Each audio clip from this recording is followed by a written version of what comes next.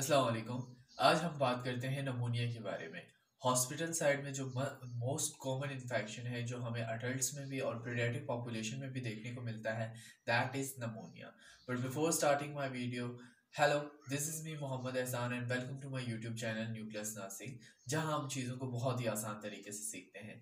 और आप रियली अगर आपको मेरा ये चैनल पसंद है, मेरी वीडियोस पसंद हैं, तो please please please subscribe my channel, press the bell icon और मेरी वीडियोस को लाइक भी करें। और if there is any suggestion for me तो आप मुझे कमेंट सेक्शन में बता सकते हैं। सो लेट्स स्टार्ट कि हमारे पास नमूनिया होता क्या है। So the most important is what is pneumonia. Pneumonia basically हमारे पास क्या होता है कि आपके जो गैसेस एक्सचेंज का प्रोसेस है इन लंग्स, उसके वो सही तरीके से नहीं हो सकता। ठीक है, there are multiple causes related to this, लेकिन नमोनिया के अंदर ये इसलिए इम्पेयर हो जाता है बेसिकली कि आपके जो एल्विलर सैक हैं, alveolar sac is the most important thing जो गैसेस एक्सचेंज के अंदर हेल्प करता है, जिसे हम एल्विलाई भी कहते हैं या एयर सैक भी कहते हैं।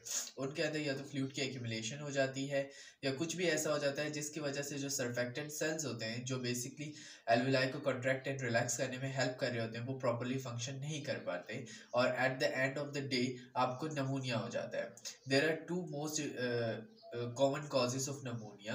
The number one is viruses, bacteria और फंगस। और नंबर टू में हमारे पास आ जाता है लंग पैरेन्काइमा के अंदर गड़बड़ के साथ साथ अगर हमारे पास तीन ट्रायो के अंदर कोई डिफरेंस आ जाए जो कि हमारे पास गैसेस एक्सचेंज में बहुत इंपॉर्टेंट रोल प्ले करते हैं, तो उस वजह से भी हमारे पास जो है वो नमूनिया कॉज हो सकता है। उस तीन ट्रायो में क्या आता है, that is your alveoli, alveolar duct and bronchioles. ये तीन इंपॉर्टेंट चीज़ें हैं या जगहें हैं जहाँ पे हमारे पास गैसेस एक्सचेंज होता है। तो अगर इनके अंदर किसी भी तरीके की डिफॉर्मिटी आ जाए, that can lead a person into a नमूनिया। और नमूनिया इन्हीं की डिफॉर्मिटी हमारे पास सिर्फ वायरसेस बैक्टीरिया की वजह से नहीं आती। अगर पेशेंट आपका जो है वो किसी किस्म के ट्रॉमा, किसी किस्म के इंजरी से सफ़र कर रहा है, that can also lead him or her into pneumonia or lower respiratory tract infection. So now discuss about the condition जिसकी वजह से कोई भी पेशेंट या कोई भी पर्सन जो है वो ज़्यादा रिस्क पे चले जाता है रिलेटेड टू नमूनिया। सबसे पहले अगर कोई प्रायर इन्फेक्शन है, यानी if anyone suffering from fever, cold or any other disease that can compromise the respiratory system of a patient, तो उसकी वजह से भी नमूनिया हो सकता है। Then we have weak immune system, जैसे हमारे पास बच्चे हो गए, बूढ़े हो गए, HIV पेशेंट या कोई भी ऑटो इम्यून सप्रेसिव मेडिकेशन के ऊपर है, तो उनका इम्यून सिस्टम सप्रेस होता है, तो they are also prone toward pneumonia. ठीक है, then we have immobile patient. Immobile patients हमारे पास क्या होता है कि उनका मेंटल अवेयरनेस कमज़ोर होता है, रिस्ट्रिक्शन एबिलिटी होती है, that can also effect the immunity. Immunity के ऊपर ये सारी चीज़ें इफेक्ट करती हैं, तो वो भी हमारे पास प्रोन होते हैं toward नमूनिया। Then we have lung problem if there is a person who is suffering from COPD, asthma और smokers। ये हमारे पास मोस्टली आपको ओल्ड एज पेशेंट्स में देखने को मिलेगा, लेकिन स्मोकर्स हमारे पास यंग एज में भी हो सकते हैं। तो this can also lead a person into a pneumonia. ठीक है, पोस्ट ऑफ पेशेंट तो बहुत ज़्यादा, और जो इंक्यूबेशन पे पीरियड होते हैं ये वेंटिलेटर पे होते हैं, there is a certain pneumonia which we known as ventilator associated pneumonia. तो ये सारी वो कंडीशंस हैं जो हमारे पास पेशेंट को बहुत ज़्यादा रिस्क पे पहुंचा देती हैं कि उसे नमोनिया हो सकता है। तो अगर आपके पास इन सिचुएशंस के साथ पेशेंट्स हैं तो आपको उनको एक स्पेशल केयर देनी है, मतलब कि उनके बारे में आपने कॉन्शियस रहना है कि इन्हें किसी भी किस्म के नमूनिया के पेशेंट या ऐसी चीज़ों से एक्सपोज नहीं करना है जिससे वो और ज़्यादा नमूनिया के रिस्क पे चले जाएं। नाउ अब देखते हैं कि पैथोफिजियोलॉजी में हमारे पास क्या है। पैथोफिजियोलॉजी में जैसा कि पहले हम गैसेस एक्सचेंज के प्रोसेस को समझ लेते हैं। As you all can see in the picture कि हमारे पास एल्वुलाई है, उसके नीचे एक आर्टरी है, वेन है, बेसिकली ये एक कैपिलरी है जहाँ पे गैसेस एक्सचेंज हो रहा है। एल्वुलर के अंदर जो गैसेस एक्सचेंज का प्रोसेस है that we known as a diffusion. Diffusion में क्या होता है कि ब्लड के अंदर कार्बन डाइऑक्साइड का कंटेंट ज़्यादा है, एल्वुलाई में कम है, तो ब्लड से कार्बन डाइऑक्साइड जाती है टुवर्ड एल्वुलाई, और एल्वुलाई के अंदर हमारे पास ऑक्सीजन का कंटेंट ज़्यादा होता है, ब्लड में ऑक्सीजन का कंटेंट कम होता है, तो ऑक्सीजन मूव करता है from alveoli into the capillary और सॉरी आर्टरी, और फिर उसके बाद वो हार्ट में जाता है, देन पंप होता है थ्रू आउट द बॉडी। अब यहाँ पे जो ये एल्विलाई की शेप है, यहाँ पे सर्फेक्टेंट का बहुत इंपॉर्टेंट रोल है। Surfactant are a specialized type of cell जो बेसिकली एल्विलाई का कॉन्ट्रैक्ट एंड रिलैक्स होने में हेल्प करते हैं। और इसी तरह यहाँ पे जो कैपिलरीज है, अगर कैपिलरीज के स्ट्रक्चर के अंदर भी कोई मसला होगा तो उसकी वजह से भी गैसेस एक्सचेंज के प्रोसेस के अंदर प्रॉब्लम आ सकता है। Then we have pneumonia. अब नीचे अब जो आप देख रहे हैं नमूनिया के अंदर क्या हो रहा है, that alveoli is basically filled with the fluid. इस फ्लूइड के अंदर आपको TLC मिल सकता है, WBCs, अदर और कंपोनेंट्स हो सकते हैं। इंटरस्टिशियल फ्लूइड है ये बेसिकली, जो अब एल्विलाई को गैसेस एक्सचेंज करने की जगह ही नहीं दे रहा। वो अच्छा, एल्विलाई की मेम्ब्रेन को हम एक स्पेशल नाम देते हैं, that is semi permeable membrane, कि वो हर चीज़ को नहीं जाने देती लेकिन वो गैसेस को जाने देती है। लेकिन जब वहाँ पे फ्लूइड भर जाएगा तो वो जो सेमी परमिएबल मेम्ब्रेन थी, now it is no more than semi permeable. तो इसकी वजह से हमारे पास जो गैसेस एक्सचेंज का प्रोसेस है वो सही तरीके से नहीं हो पाता और patient will suffer from shortness of breath, fatigue. अब अगर कोई भी पेशेंट प्रोलॉन्ग टाइम नमूनिया से वो सफर कर, प्रोलॉन्ग भी नहीं, अगर उसे नमूनिया हो जाता है तो ABGs में आपको क्या देखने को मिलेगा। ABGs में सबसे मोस्ट इंपॉर्टेंट चीज़ आपको देखने को मिलेगी, that is respiratory acidosis. Respiratory acidosis आपको देखने के लिए क्यों मिलेगा, क्योंकि वो ऑक्सीजन को ब्लड में नहीं भेज पा रहा, ना कार्बन डाइऑक्साइड को निकाल पा रहा है, तो कार्बन डाइऑक्साइड रिटेन हो रही है। तो ABGs आपको कुछ इस तरीके की देखने की मिलेगी। सबसे पहले आपका PO2 जो है वो डिक्रीज होगा 90 mm से, और CO2 जो है 45 से बड़ा हुआ होगा, एंड pH जो है वो डिक्रीज होगी, यानी एसिडोसिस और रेस्पिरेटरी एसिडोसिस हो रहा है तो pH हमारे पास 7.35 से डिक्रीज हो जाएगी। और कंपनसिएशन के लिए मोस्टली आपको देखने को मिलेगा कि हमारे पास बायकार्ब्स बढ़ रहे हैं, बट दैट फॉर कंपनसिएशन बायकार्ब्स का कोई मसला नहीं है, ये मेटाबॉलिक प्रॉब्लम नहीं है। तो दैट इज, ये हमारे पास पिक्चर है ABGs की जब आपके पास पेशेंट सफ़र कर रहा हो नमूनिया से। सो नाउ हम देखते हैं कि कॉजेज़ में हमारे पास बैक्टीरिया और वायरसेस में कौन सी ऐसी चीज़ें हैं जो पेशेंट को नमूनिया कॉज करती हैं। बैक्टीरिया में मोस्ट कॉमन आपको क्लिनिकली जो नमूनिया होता है वो मिलेगा, that is from streptococcus pneumoniae जो बैक्टीरिया है, ठीक है। Then we have atypical bacteria जिसमें हमारे पास माइकोप्लाज्मा नमूनिया आ जाता है, जो कि इतना कॉमन नहीं है और बेसिकली ये आपको वॉकिंग नमूनिया कहते हैं, मतलब इसमें कंप्लीट बेड रेस्ट भी नहीं चाहिए, इतना सीवियर नमूनिया नहीं होगा। Then we have virus. Virus में हमारे पास आ जाता है इन्फ्लुएंजा, RSV, और चिल्ड्रन के अंदर जो मोस्ट कॉमन है दैट इज PNA। फंगस हमारे पास जो है वो लीस्ट कॉमन है, ये मोस्टली देखने को नहीं मिलता, ये सिर्फ उन पेशेंट्स को होता है जो हमारे पास इम्यूनो कॉम्प्रोमाइज होते हैं, ठीक है। तो उन्हें जो है एक्सटर्नल इन्वायरमेंट यानी प्लांट्स, एनिमल्स, इस चीज़ों से जो है ये फंगस लग जाता है, और then after that they will suffer from pneumonia. Now we have two types of pneumonia. The first one is community acquired pneumonia and the second one is hospital acquired pneumonia. Community acquired pneumonia का मतलब है जो आपको घर में या आपकी community के अंदर होता है, ठीक है, और वो किसी बैक्टीरिया से या उससे हुआ है। हॉस्पिटल एक्वायर्ड ये कि हॉस्पिटल के एडमिशन के 24 और 48 आवर्स बाद अगर आपको नमूनिया हो गया है तो उसे हम कहते हैं हॉस्पिटल एक्वायर्ड नमूनिया, जिसमें मोस्ट कॉमनली जो लोगों को नमूनिया होता है हॉस्पिटल के अंदर दैट इज वेंटिलेटेड एसोसिएटेड नमूनिया, जो वेंटिलेटर पे होते हैं। और भी कंडीशंस हैं, अगर हाइजीन प्रॉपर ना हो, ETT प्रॉपर पास नहीं की गई हो, सक्शनिंग सही से ना की गई हो, या फिर जो हमारे पास नेजल मास होते हैं, ब्रोंक होते हैं, उससे भी बैक्टीरिया जो है वो ट्रांसफर हो सकता है और पेशेंट को प्रोन कर सकता है टूवर्ड हॉस्पिटल एक्वायर्ड नमूनिया। अब बात करते हैं डायग्नोस्टिक प्रोसीजर की। डायग्नोस्टिक प्रोसीजर में सबसे पहले चीज़ आती है यूर असेसमेंट, और असेसमेंट में हमारे पास आ जाता है कि आप लंग साउंड को ऑस्कल्टेट करेंगे और देन देखेंगे कि किस तरह के साउंड्स आ रहे हैं जो मोस्ट कॉमनली सुनाई देते हैं नमूनिया के अंदर, that would be cross crackles, bronchi, type of वीज भी सुनाई दे सकते हैं, ब्रोंकियल ब्रेथ साउंड्स भी सुनाई दे सकते हैं, ठीक है।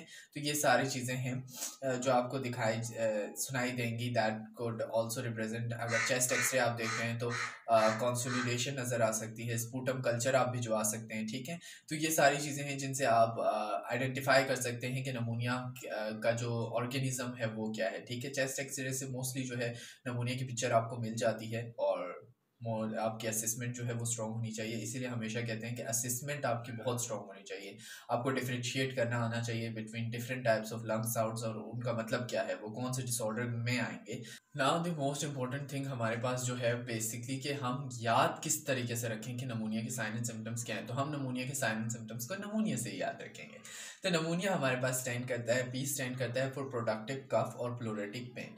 एक तो कफ जो होगी वो प्रोडक्टिव होगी और उन्हें सीने में दर्द दर्द होगा, ठीक है, वो कहेंगे दर्द हो रहा है, दैट इज न्यूरो आल्सो। उसके बाद आता है न्यूरो चेंजेस। न्यूरो चेंजेस में जो ऑलरेडी पेशेंट्स हैं उनका अल्टर लेवल ऑफ कॉन्शियसनेस होगा, ठीक है। उसके अलावा फटीग और रिस्पायरेटरी रेट जो है वो इंक्रीज हो जाएगा। Then we have E stand for elevated labs, जैसे पहले हमने ये भी चीज़ को डिस्कस किया था, CO2 जो है वो बढ़ा हुआ होगा, ठीक है। Then we have U for unusual breath sounds, जिसमें हमने बात की कि क्रॉस क्रैकल्स, ब्रोंकाई, ब्रोंकियल और ये पेरिफेरल लंग फीड में आपको ये सारे साउंड्स जो हैं वो ऑस्कल्टेशन के ऊपर सुनाई दे सकते हैं, ठीक है। Then we have mild to high grade fever. Remember, always remember कि बैक्टीरियल नमूनिया के अंदर हाई ग्रेड फीवर होता है, ठीक है। That can go up to 104 Fahrenheit, ठीक है। Then we have oxygen saturation. Oxygen saturation उनकी डिक्रीज हो जाएगी, हाइपोऑक्सीमिया में जाएंगे और सप्लीमेंट्री ऑक्सीजन आपको देनी पड़ेगी। नोजिया और वोमिटिंग हो सकता है, ठीक है, उन्हें ऐसा लगेगा। लॉस ऑफ एपेटाइट भी होगा। इंक्रीज हार्ट रेट और रिस्पायरेशन हो सकता है। एंड एक्टिंग मतलब पूरी बदन में जो है दर्द हो रहा जॉइंट्स में, और शॉर्टनेस ऑफ ब्रेथ भी होगी, इंटॉलरेंस भी होगी। Nursing intervention, the most favourite topic of mind, and आप लोगों को भी इसके ऊपर बहुत ज़्यादा कंसंट्रेट करना चाहिए, क्योंकि यहाँ से स्टार्ट होता है नर्सिस का role. Nurses, medication are not the nurses role. Medication कोई भी कर सकता है, लेकिन ये जो चीज़ें हैं ये नर्सिस का मेजर रोल होती हैं। तो सबसे पहले रिस्पायरेटरी सिस्टम को आपने मॉनिटर करना देना है, लंग साउंड सुनते रहना है, आपने respiratory rate and vital signs को देखते रहना है, ठीक है। If there is any fluctuation, report your consultant और ड्यूटी RMO, ठीक है, या सीनियर स्टाफ को भी आप बता सकते हैं। ऑक्सीजन सेचुरेशन लेस देन 95% नहीं होनी चाहिए। ABGs करानी है इफ़ ऑर्डर, ठीक है। नहीं भी हैं तो रिमेंबर ऑलवेज कि अगर आपका पेशेंट वेंटिलेटर पे है तो ABGs जाती हैं। और अच्छा, यहाँ एक और चीज़ आती है कि अगर आपको सिर्फ PCO2 देखना है तो डोंट गो फॉर ABGs, आप VBGs भी कर लें, जिसे हम कहते हैं वेनस ब्लड गैसेस, तो आपको पता चल जाएगा, क्योंकि ABGs are more painful procedure. Then we have sputum. अगर हमारे पास कल्चर आपको भिजवाना है तो स्पूटम कलेक्ट करें। और सक्शन, अगर आपको किसी लग रहा है कि airway is not clear, suction करने की ज़रूरत है तो सक्शन करवाएं। आफ्टर दैट हमारे पास और डिटेल में नर्सिंग इंटरवेंशंस हैं, जो ऊपर मैंने बात की थी, that are basic nursing interventions जो हर पेशेंट के ऊपर आपने फॉलो करने हैं। एंड मतलब अच्छे तरीके से आपने जो है बेसिक वो है। नाउ हम डिटेल में बात करते हैं कि किन किन चीज़ों की ज़रूरत है। Encourage usages of incentive spirometer for deep breathing and encourage cough and deep breathing. Cough और डीप ब्रीथिंग और स्पायरोमीटर बेसिकली उनकी रिस्पायरेटरी मसल्स की एक्सरसाइज करवा रहा है, ब्रीथिंग की एक्सरसाइज करवा रहा है। एंड कफिंग, डीप कफिंग से हमारे पास, या डीप ब्रीथिंग से क्या होगा कि जो स्पूटम या म्यूकस हमारे पास स्टक हुआ है एयरवे के अंदर, वो हमारे पास बाहर आएगा, और जितने ज़्यादा स्पूटम बाहर आएगा लंग्स क्लियर होते जाएंगे, पेशेंट की कंडीशन बेटर होती जाएगी। नाउ हमारे पास आ जाता है कि encourage fluid intake 2 to 3 litre per day. और अनटिल एंड अनलेस आपका जो पेशेंट है वो हमारे पास फ्लूइड रिस्ट्रिक्शन थेरेपी के ऊपर नहीं है या हार्ट फेलियर में नहीं है। फीवर हमारे पास डिहाइड्रेशन कॉज करता है, और अगर पेशेंट पहले से बीमार है तो वो आपको बता नहीं पाएगा कि मुझे जो है वो पानी पीना है, तो मेंटेन मतलब फ्लूइड इनटेक उसका अच्छा होना चाहिए। Then we have education on prevention. अगर हमारे पास नीमोवैक्स, जो हमारे पास नमूनिया की वैक्सीन है, 65 प्लस से जो ऊपर पेशेंट्स हैं उन्हें हर 5 ईयर्स के बाद वो लगनी चाहिए, और जो 19 से 64 ईयर्स तक ओल्ड हैं और किसी भी तरह के रिस्क पे हैं रिलेटेड टू नमूनिया, तो उन्हें एनुअल शॉट्स ऑफ वैक्सीन के ज़रूर लगने चाहिए। Then we have education about stop smoking, ठीक है।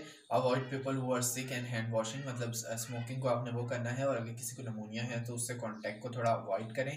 बेड को एलिवेट करना है 30 डिग्रीज, ताकि एस्पायरेशन को आप प्रिवेंट कर सकें। देखिए, जब ब्रीथिंग नहीं आ रही होती ना, तो आपकी बॉडी का प्राइमरी फोकस होता है ब्रीथिंग। उस दौरान आप पेशेंट को कुछ खिला रहे हो या कुछ भी हो, तो देयर इज़ अ मोस्ट मतलब पेशेंट रिस्क पे होता है कि वो एस्पायरेट कर लेगा, तो इसलिए बेड को एलिवेट करके रखें। दूसरा, ब्लड जो है जब एलिवेट होता है तो ऑक्सीजनेशन में भी हेल्प मिल रही होती है।